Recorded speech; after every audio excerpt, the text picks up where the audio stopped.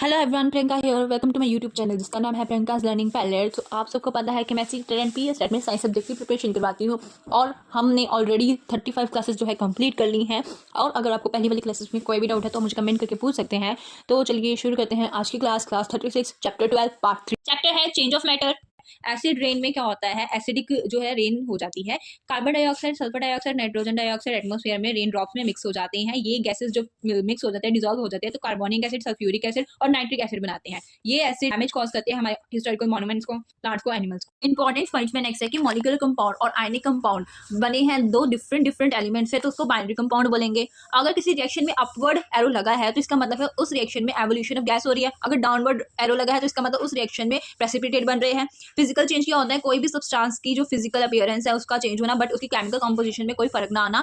अगर हम कोक के अंदर सॉल्ट डालेंगे तो एवोल्यूशन ऑफ गैस होगी, ये हम बार बार कर सकते हैं, बट उसकी केमिकल कंपोजिशन में कोई चेंज नहीं आ रहा। तो ये इसकी एग्जांपल है। नेक्स्ट है केमिकल चेंज। केमिकल चेंज में क्या होता है, नया सब्सटेंस बनता है और उसकी कंपोजिशन चेंज हो जाती है। एग्जांपल के तौर पे हम लेते हैं हाइड्रोजन गैस इवॉल्व होती है, एवोल्यूशन होती है जब हम सोडियम को वाटर में डालेंगे। नेक्स्ट रिवर्सिबल रिएक्शन में एक प्रोडक्ट जो है वो दोबारा से केमिकल रिएक्शन में जाता है और दोबारा से रिएक्टेंट दे देता है। नेक्स्ट डिकम्पोजिशन रिएक्शन वो रिएक्शन है जिसमें कंपाउंड ब्रेक होकर टूट के दो या फिर दो से ज्यादा सब्सटेंस बनाता है।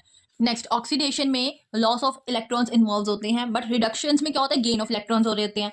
एक रिड्यूसिंग एजेंट कौन सा है, वो ऑक्सीडाइज हो रहा होता है, बट ऑक्सीडाइजिंग एजेंट जो है वो गेन कर रहा है इलेक्ट्रॉन्स। नेक्स्ट केमिकल चेंज में केमिकल रिएक्शन के दौरान जो है एक नया सब्सटेंस बनता है। इसके एग्जांपल्स के तौर पे burning of candle, glowing of electric lamp, ये सारे केमिकल चेंज में आता है। फिजिकल चेंज में कोई भी नया सब्सटेंस नहीं बनता। डीकम्पोजिशन रिएक्शन ऑपोजिट है कम्बिनेशन रिएक्शन में। कम्बिनेशन रिएक्शन में दो सब्सटेंस या फिर दो से ज्यादा सब्सटेंस जो है एक जो है प्रोडक्ट बनाते हैं, बट डीकम्पोजिशन में एक कंपाउंड जो है दो या फिर दो से ज्यादा प्रोडक्ट बनाता है। नेक्स्ट है केमिकल बैलेंसिंग। कोई भी इक्वेशन में जो टोटल नंबर ऑफ एटम्स है वो दोनों साइड पे रिएक्टेंट में और प्रोडक्ट में सेम होनी चाहिए, इसको बोलते हैं केमिकल बैलेंसिंग। रिडॉक्स रिएक्शन में क्या होता है, सब्सटेंस जो है ऑक्सीडाइज होता है एक और दूसरा जो है रिड्यूस होता है। नेक्स्ट है एक मोल ऑफ एटम्स में वो किसके बराबर होता है, 6.023 इंटू 10⁻23 एटम्स के बराबर होता है। नेक्स्ट मिल्क ऑफ मैग्नीशिया एक तरह से कॉमन एंटासिड है।